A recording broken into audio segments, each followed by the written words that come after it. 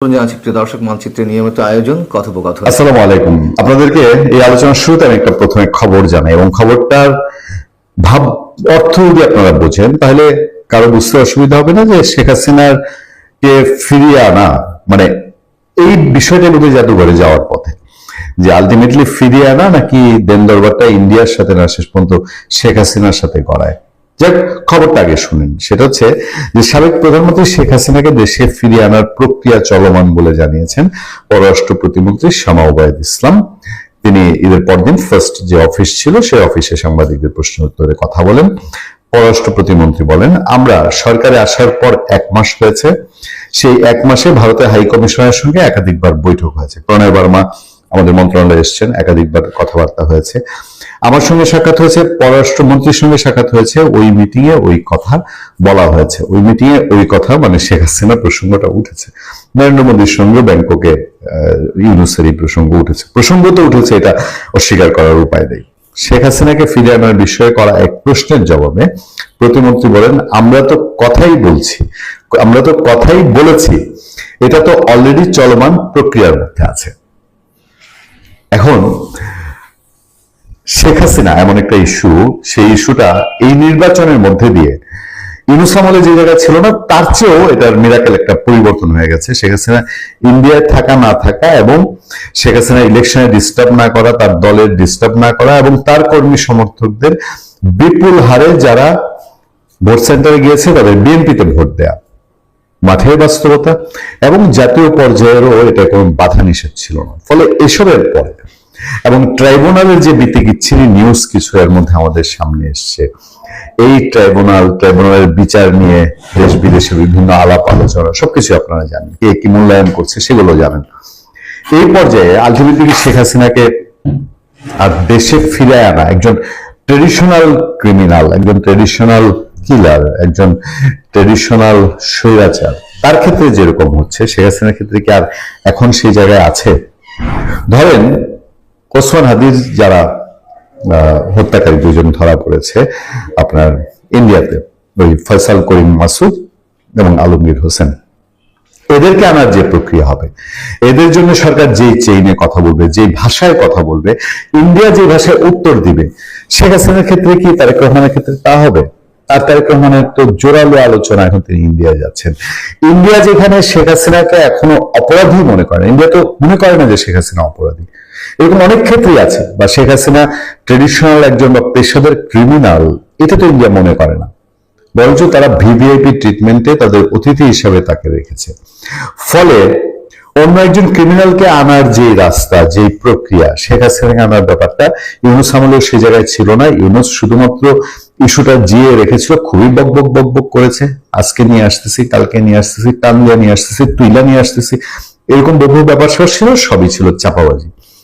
তারেক রহমান সরকার সেই চাপাবাজির পথে হাঁটছে না, কিন্তু তারা স্পষ্টভাবে কখনোই বলতে পারবে না যে ইন্ডিয়ার সাথে আমাদের এই দেন দরবার হয়েছে, এই দেন দরবারে অমুক সালের অমুক তারিখ, যেহেতু 2026 সাল, যে 3026 সালের 1 জানুয়ারি শেখ হাসিনা বাংলাদেশের হাতে তুলে দেওয়া হবে, এটা মোটামুটি চূড়ান্ত। এরকম কোন খবরের দিকে যাবে বলে আপাতত কেউ ভাবছে বলে মনে হয় না।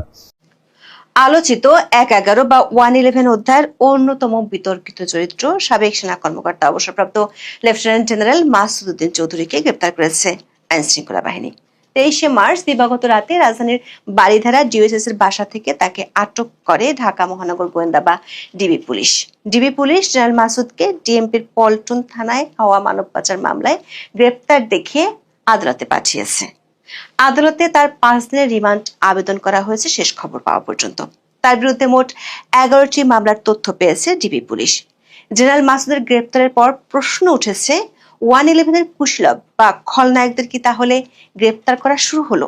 2024 সালের জুলাই আগস্টের আন্দোলনের সময় ফেনীর মহিপালের গুলিতে 11 জন নিহতের ঘটনায় দায়ের হওয়া মামলাগুলোর অন্যতম আসামি ছিলেন মাসুদ উদ্দিন চৌধুরী। আবার গত বছর মানি লন্ডারিং এর মামলায় আদালত তার স্থাবর সম্পদ ক্রয়ের নির্দেশও দিয়েছিল। স্বাভাবিকভাবে আলোচনার জন্ম দিয়েছে 2 বছর ধরে গ্রেপ্তার এড়াতে সক্ষম হওয়া সাবেক জেনারেল মাসুদকে কেন গ্রেপ্তার করা হলো? বিশেষ করে 111-এর সময় বর্তমান প্রধানমন্ত্রী তারেক রহমান সহ অনেক রাজনীতিবিদদের উপর নিপীড়ন আর -2 থিওরি বাস্তবায়নে পর্দার আড়ালের খলনায়কদের একজন ছিলেন এই সাবেক জেনারেল। কিন্তু সেখানেও প্রশ্ন আছে। প্রশ্নটি হলো, বাকি খলনায়ক, বিশেষ করে যারা এখনো দেশে আছেন, তাদেরকে কি গ্রেপ্তার করা হবে? 111-এর খলনায়কদের মধ্যে কেউ কেউ সদ্য বিদায় নেওয়া অন্তর্বর্তী সরকারের বড় দায়িত্বেও ছিল। তাদের ভবিষ্যৎ কি হবে?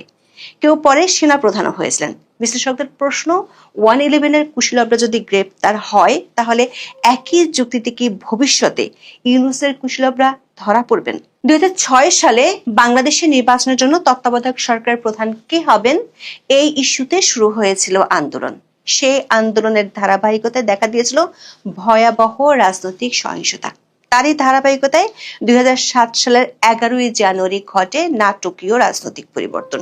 জারি হয়েছিল জরুরি অবস্থা, যা 1/11 বা 111 নামে পরিচিত বাংলাদেশের রাজনীতিতে এক নতুন অধ্যায় তৈরি করেছিল।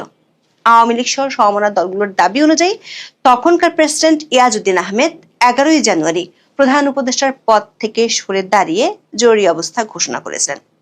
একই সাথে তিনি ওই বছরের 22শে জানুয়ারি যে নির্বাচন হওয়ার কথা ছিল সেটি বাতিল করেছিলেন। এর সূত্র ধরে ক্ষমতায় এসেছিল সেনা সমর্থিত তত্ত্বাবধায়ক সরকার, যার প্রধান হয়েছিলেন বাংলাদেশের কেন্দ্রীয় ব্যাংকের সাবেক গভর্নর ডক্টর ফখরুদ্দিন আহমেদ। আর তখন সেনা প্রধান ছিলেন জেনারেল মইনু আহমেদ। ওই সময় জেনারেল মইনুর যে কয়টি ডান হাত ছিল, তাদেরই অন্যতম ছিলেন মাসুদ উদ্দিন চৌধুরী। জরুরি অবস্থা জারি ও সেনা সমর্থিত তত্ত্বাবধায়ক সরকার প্রতিষ্ঠার পেছনে যেসব সামরিক কর্মকর্তা প্রভাব বিস্তার করেছিলেন, তাদের মধ্যে অন্যতম ছিলেন মাসুদ উদ্দিন চৌধুরী। তখন কথিত ছিল তিনিই ছিলেন নাটের গুরু। তৎকালীন সেনাপ্রধান জেনারেল মইনু আহমেদের ঘনিষ্ঠ সহযোগী হিসেবে তিনি কার্যত গুরুতর অপরাধ দমন সংক্রান্ত জাতীয় সমন্বয় কমিটির প্রধান ছিলেন। এই কমিটির মাধ্যমে যৌথ বাহিনী পরিচালিত দেশের শীর্ষ রাজনৈতিক ও ব্যবসায়ীদের গ্রেপ্তার, জিজ্ঞাসাবাদ এবং দুর্নীতির মামলায় জড়ানোর প্রক্রিয়া চালানো হয়। 1/11 পরবর্তী সময়ে সবচেয়ে আলোচিত বিষয় ছিল -2 ফর্মুলা, যার মাধ্যমে আওয়ামী লীগ ও বিএনপির শীর্ষ নেতৃত্বকে রাজনীতি থেকে সরানোর চেষ্টা হয়েছিল বলে অভিযোগ রয়েছে। 111 সরকার প্রথম 2 মাসে 150 জনের বেশি রাজনীতিবিদ এবং ব্যবসায়ীকে আটক করা হয় দুর্নীতির অভিযোগে। আওয়ামী লীগ সভানেত্রী শেখ হাসিনা ও বিএনপির চেয়ারপারসন খালেদা জিয়াকে কারাগারে যেতে হয়।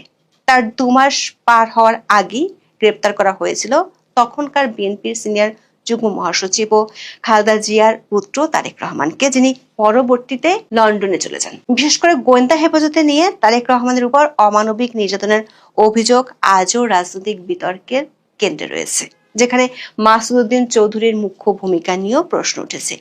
এই মাসুদ উদ্দিন চৌধুরীকে ঢাকা মহানগর গোয়েন্দা পুলিশের একটি দল 23শে মার্চ দিবাগত রাতে রাজধানীর বারিধারার একটি এলাকা থেকে গ্রেপ্তার করেছে। তার বিরুদ্ধে মোট 11টি মামলার তথ্য পাওয়ার কথা জানিয়েছেন ডিবির অতিরিক্ত কমিশনার শফিকুল ইসলাম। এর মধ্যে ফেনী জেলায় 3টি মামলা বিচারাধীন রয়েছে। সেসব মামলায় তিনি পলাতক থাকায় তার বিরুদ্ধে গ্রেপ্তারি পরোয়ানা জারি করা হয়েছে।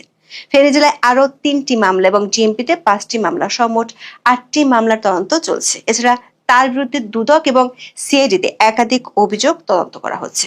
শফিকুল ইসলাম জানান, গ্রেপ্তার হওয়া সাবেক এই জেনারেলের বিরুদ্ধে ডিএমপির বনানী, পল্টন, কোতোয়ালি, মিরপুর ও হাতিরঝিল থানায় হত্যা চেষ্টা, মানব পাচার প্রতিরোধ আইন ও মানি লন্ডারিং সংক্রান্ত গুরুতর অপরাধে মামলা রয়েছে। প্রাথমিকভাবে তাকে ডিবির তদন্তে থাকা পল্টন থানার মামলায় গ্রেপ্তার দেখিয়ে আদালতে পাঠিয়ে 5 দিনের রিমান্ড চাওয়া হয়েছে। পল্টন থানার মামলাটি মানব পাচার মামলা। জেনারেল মাসুদ ওই মামলার 3 নম্বর এজাহারভুক্ত আসামি। এই মামলায় মোট 101 জন আসামি রয়েছে। মাসুদ উদ্দিন চৌধুরী 1975 সালের 1 মে বাংলাদেশ সেনাবাহিনীতে যোগদানের মাধ্যমে তার কর্মজীবন শুরু করেছিলেন। 2007 সালের 11ই জানুয়ারি যখন সেনা সমর্থিত তত্ত্বাবধায়ক সরকার দায়িত্ব নেয়, তখন তিনি বাংলাদেশ সেনাবাহিনীর 9ম পদাতিক ডিভিশনের প্রধান বা জিওসি ছিলেন, যা তাকে ক্ষমতার কেন্দ্রে নিয়ে আসে। একই বছর তিনি মেজর জেনারেল থেকে পদোন্নতি পেয়ে লেফটেন্যান্ট জেনারেল হন। তিনি সশস্ত্র বাহিনীর প্রিন্সিপাল স্টাফ অফিসার বা পিএসও হিসেবে দায়িত্ব পালন করেন। কথিত আছে, সে সময় মাসুদ উদ্দিন চৌধুরী তার অধীনে সেনা ব্যাটালিয়নের সহযোগিতায় বঙ্গভবনের নিয়ন্ত্রণ গ্রহণ করেন। তখনকার সেনা প্রধান জেনারেল মইনু আহমেদ তার স্মৃতিচারণ নিয়ে লেখা শান্তির স্বপ্নের বইয়ে লিখেছেন, তিন বাহিনীর প্রধান, সশস্ত্র বাহিনী বিভাগের পিএসও এবং ডিজিএফআই এর ব্রিগেডিয়ার জেনারেল বারী রাষ্ট্রপতি ইয়াজউদ্দিন আহমেদের সঙ্গে সাক্ষাৎ করেছিলেন। এক পর্যায়ে তার সঙ্গে সেনাপ্রধান জেনারেল মইনু আহমেদের সঙ্গে মতবিরোধ দেখা দিলে 2008 সালের 2রা জুন তাকে সশস্ত্র বাহিনীর প্রিন্সিপাল স্টাফ অফিসার থেকে defence services command and staff কলেজের কমান্ড্যান্ট পদে এবং 8 জুন পররাষ্ট্র মন্ত্রণালয়ে বদলি করা হয়। এরপর একই বছর 2রা সেপ্টেম্বর তাকে অস্ট্রেলিয়ায় বাংলাদেশ হাই কমিশনার হিসেবে নিয়োগ করা হয়। 2008 সালের 4 নভেম্বর তিনি হাই কমিশনার হিসেবে অস্ট্রেলিয়া যান। 2011 সালের 29 জুন তার চাকরির মেয়াদ শেষ হলো। পরবর্তীকালে একাধিকবার তার চাকরির মেয়াদ বাড়ানো হয় এবং 2014 সাল পর্যন্ত তিনি অস্ট্রেলিয়ায় বাংলাদেশের হাই কমিশনার হিসেবে দায়িত্ব পালনের পর অবসর নেন। দেশে ফিরে তেজগাঁয়ে একটি রেস্টুরেন্ট দিয়ে ব্যবসা শুরু করেন তিনি। রেস্টুরেন্টের নাম পিকাসো।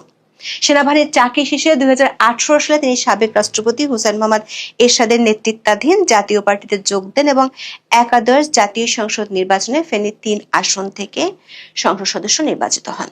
পরে তিনি পার্টির চেয়ারম্যান হুসেইন মোহাম্মদ এরশাদের প্রতিরক্ষা বিষয়ক উপদেষ্টা হিসেবে নিয়োগ পান। জেনারেল মাসুদ পারিবারিকভাবে সাবেক প্রধানমন্ত্রী খালেদা জিয়ার আত্মীয়। তার ছোট ভাই সাইদ ইস্কান্দারের ভাইরা ভাই। এই সম্পর্কের জেরে তার পদোন্নতি ও প্রভাব বিস্তারের বিষয়টি নিয়েও বিভিন্ন সময়ে আলোচনা হয়েছে। অবসরের পর তিনি জনশক্তি রপ্তানি ও রেস্টুরেন্ট ব্যবসায় জড়ান।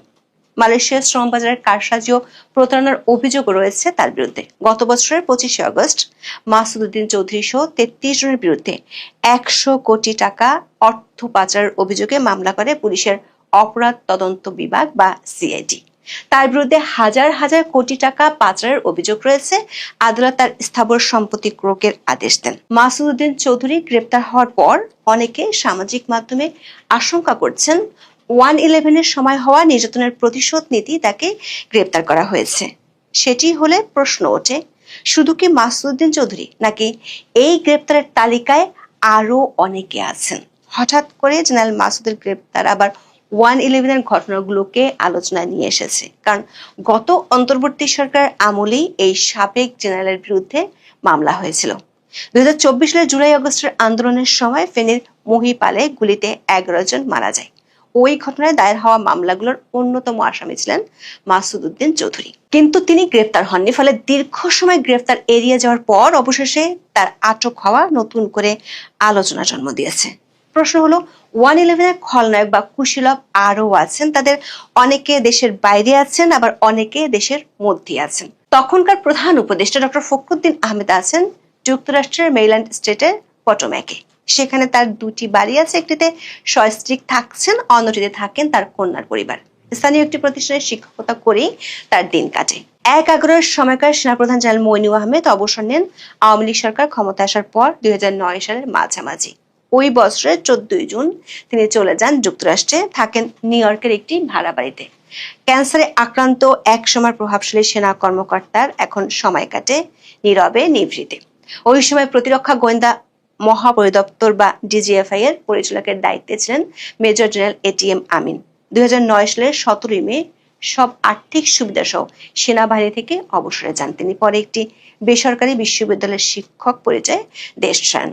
ওই সময় আলোচিত সামরিক কর্মকর্তা ব্রিগেডিয়ার জেনারেল চৌধুরী ফজলুর বাড়ি অবস্থান করছেন যুক্তরাষ্ট্রের ডালাসে। তত্ত্বাবধায়ক সরকারের শেষ সময় ব্রিগেডিয়ার বাড়ি ওয়াশিংটন ডিসিতে বাংলাদেশ দূতাবাসে সামরিক অ্যাটাশে চাকরি নিয়ে দেশ ছেড়েছিলেন। পরে নির্বাচিত সরকার ক্ষমতায় আসার পর তাকে দেশে ফেরার নির্দেশ দিলেও তিনি আর ফেরেননি। যুক্তরাষ্ট্রে রয়েছেন ওই সময় ডিজিএফআই এর অপর ক্ষমতাধর লেফটেন্যান্ট কর্নেল সাইফুল ইসলাম জোয়ারদার। সেনা সমর্থিত তত্ত্বাবধায়ক সরকারের 2 বছর জুড়ে মেজর জেনারেল এম.এ. মতিন উপদেষ্টা ছিলেন। সবচেয়ে অবাক করা বিষয় হলো, 1/11-এর সময় সশস্ত্র বাহিনীর প্রিন্সিপাল স্টাফ অফিসার বা পিএসওর দায়িত্বে ছিলেন অবসরপ্রাপ্ত লেফটেন্যান্ট জেনারেল জাহাঙ্গীর আলম চৌধুরী, যিনি অধ্যাপক ইউনূসের আমলে স্বরাষ্ট্র এবং কৃষি উপদেষ্টা ছিলেন।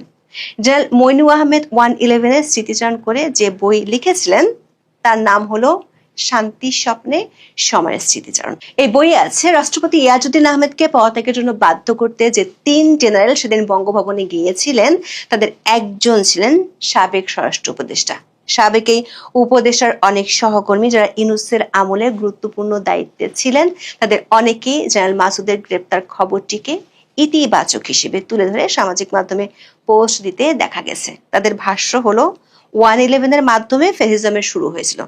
প্রশ্ন হলো সেই 111-এর কুশীলবদের কারো কারো সাথে কাজ করে হাওয়া বদল হওয়ার পর পোস্ট দিয়ে কি বুঝাতে চাইছেন তারা?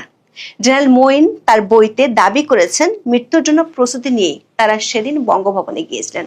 বঙ্গভবনে রওনা হওয়ার আগে মেজর জেনারেল ইকবাল করিম ভূঁইয়াকে তিনি বলেছিলেন না ফিরলে পরবর্তী পরিস্থিতি সিজিএস হিসেবে প্রাথমিকভাবে তাকেই সামাল দিতে হবে।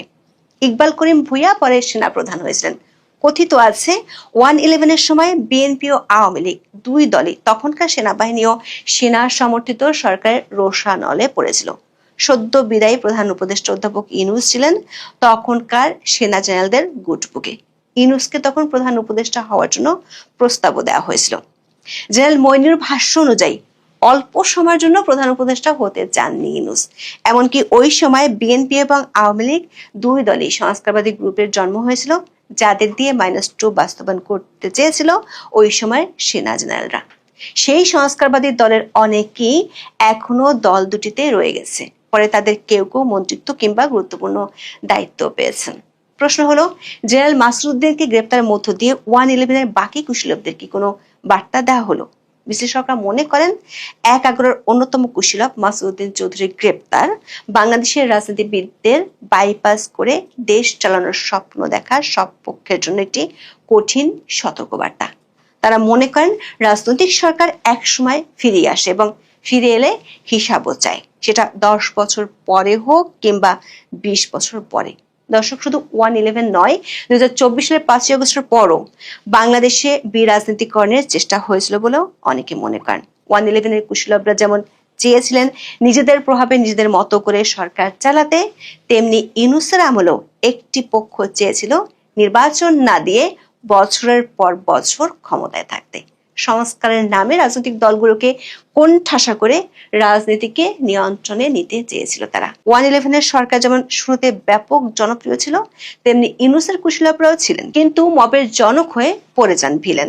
রাজনৈতিক বিশ্লেষক আসিফ বিন আলী লিখেছেন, যে যুক্তিতে 1/11-এর সরকারের কর্মকাণ্ড, নির্যাতন এবং রাজনৈতিক কৌশল বিচারের আওতায় আসতে পারে, ঠিক সেই একই যুক্তি ভবিষ্যতে ইউনূসের অন্তর্বর্তী সরকারের কিছু ব্যক্তির ক্ষেত্রেও প্রযোজ্য হয়ে উঠতে পারে। আসসালামু আলাইকুম দর্শক, এর আগে আলোচনায় আপনাদেরকে জানিয়েছি যে 111 সরকারের অন্যতম কুশীলব এবং সেই সময় সর্বত্র দাবড়ে বেড়ানো army officer lieutenant general Masududdin Chowdhury এবং পরে 2 বার আওয়ামী লীগের অটো পাস ইলেকশনে এমপি হওয়া সেই মাসুদুদ্দিন চৌধুরীকে আটক করা হয়েছে এবং এই আটক নিয়ে আমরা যেটা আমাদের বিশ্লেষণ দাঁড়ায় যে এটা তারেক রহমান বিশ্লেষণ এবং চারদিকে যে আলোচনা, যেহেতু তারেক রহমান 111 সরকারের দ্বারা নির্যাতিত হয়েছে এবং সেই নির্যাতনের পেছনে মাসুদুদ্দিন চৌধুরীর তার একটা অবশ্যই গ্রিন সিগন্যাল ছিল, এটা সবাই মনে করেন, দেশের সাধারণ মানুষ মনে করে।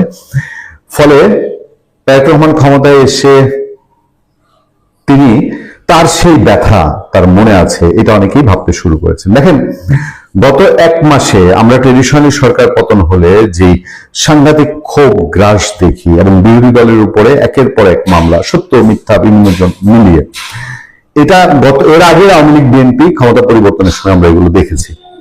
এবার যেহেতু ইউনূস আমল তারেক রহমানের কাজটা সহজ করে দিয়েছে, ইউনূস আমল আওয়ামী লীগের বিরুদ্ধে যত মামলা দেয়ার, মানে এখন আর মামলা দেওয়ার বোধহয় কিছু আর সুযোগ বাকি নাই।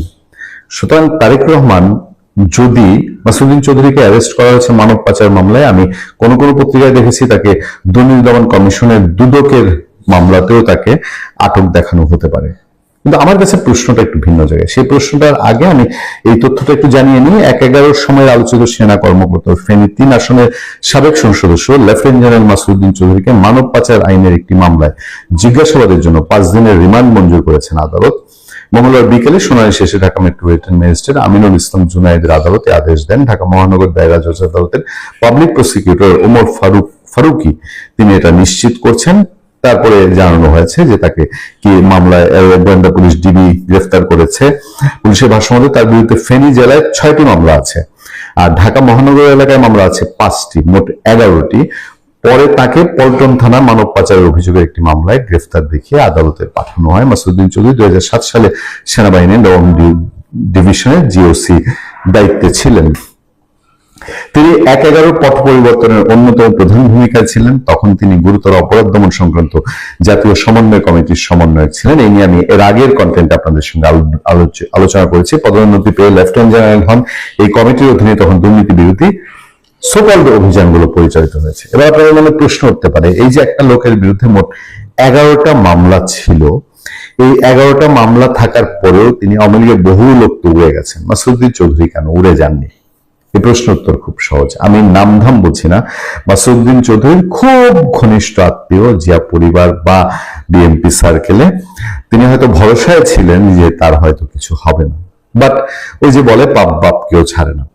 আমার প্রশ্ন হলো, সারা বাংলাদেশ জানে, সারা পৃথিবী জানে, তারেক রহমান নিজে জানেন তিনি সে সময় নির্যাতিত হয়েছেন এবং কোনো অপরাধের বিচার তামাদি হয় না। ফলে এই যে মামলাগুলো, এই যে আপনার দুর্নীতি দমন কমিশনের মামলা, মানব পাচার মামলা, এসব মামলার ভবিষ্যৎ বলতে কিছু থাকে, যেটা আমরা ইউনূস সরকারের বেলায় বলে এসেছি আওয়ামী লীগকে বিচারের মুখোমুখি করা নিয়ে।